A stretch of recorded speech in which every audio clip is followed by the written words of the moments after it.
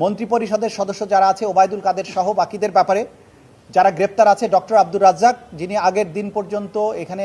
Warrant issue হয়েছিল, production warrant, তাকে আজকে গ্রেপ্তার দেখানো হয়েছে এবং তাদের ব্যাপারেও তদন্ত কার্য চলমান আছে। এবং এই মন্ত্রীদের মধ্যে বিশেষ করে দু একজন উপদেষ্টা যারা গুমের সাথে জড়িত ছিলেন, যারা গুমের মধ্যে দু একজনকে ছাড়ানোর ব্যাপারে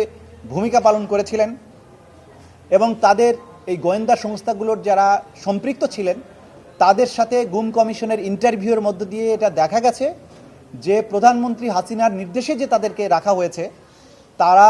তার ইচ্ছা এবং অনিচ্ছায় কাউকে আটক রাখা বা ছাড়া হতো, সেগুলো গুম কমিশনের তদন্তে আমরা পেয়েছি। এই বিষয়গুলো নিয়ে আমরা এই তদন্ত করছি এবং এগুলো রিপোর্ট একসাথে আসবে এবং সব কিছুর বিচার একসাথে হবে। পাশাপাশি আমরা আদালতের আজকে দৃষ্টি আকর্ষণ করেছি যে ওবায়দুল কাদের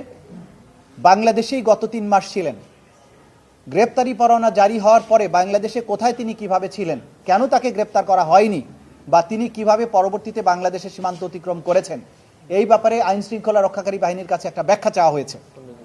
এবং সেটা 15 দিনের মধ্যে যাতে এই ব্যাখ্যা দেওয়া হয় সেটা জানানোর জন্য আদালত নির্দেশ দিয়েছেন। একই সাথে অপরাধের নিউক্লিয়াস শেখ হাসিনা, তিনি তার গ্রেপ্তারের ব্যাপারে যে আমরা ইন্টারপোলের মাধ্যমে রেড নোটিশ জারি করা, আদালতের যে গ্রেপ্তারি পরোয়ানা সেটা কার্যকরের কি ব্যবস্থা এবং ভারতের সাথে সম্পাদিত যে অপরাধীর বহিঃসমর্পণ চুক্তি অর্থাৎ এক্সট্রাডিশন ট্রিটি, সেই অনুযায়ী কতদূর ব্যবস্থা নেওয়া হয়েছে সেটা জানার জন্য আদালত পরবর্তী 2 সপ্তাহের মধ্যে একটা প্রতিবেদন চেয়েছেন। মোটা দাগে আজকে এটাই ছিল আজকে কোর্টের প্রসিডিংস।